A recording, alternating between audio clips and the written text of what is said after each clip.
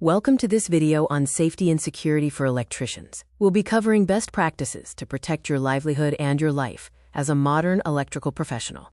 We begin with Section 1, Personal Safety, focusing on mastering the tools of protection and procedural compliance.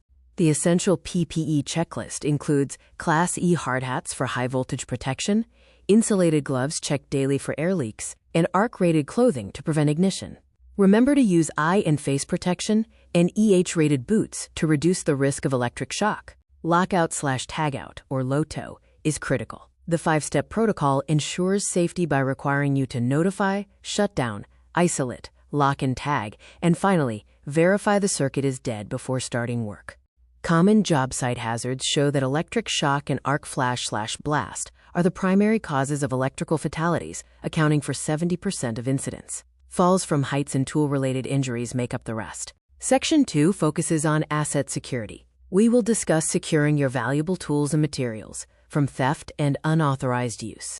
Preventing site theft is as critical as personal safety. High-value copper and specialized equipment make electricians targets. Heavy-duty professional storage is your first line of defense against thousands in losses and project delays.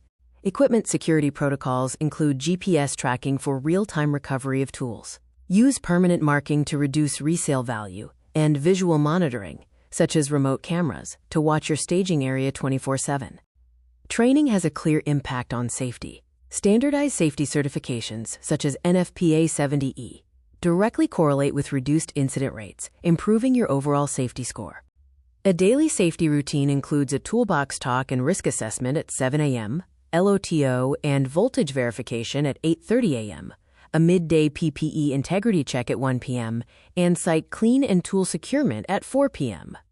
A risk assessment matrix helps evaluate common hazards like arc flash, in-use shock, tool theft, and trip/fall, detailing the likelihood, severity, and necessary control measures for each, including the arc flash incident energy calculation.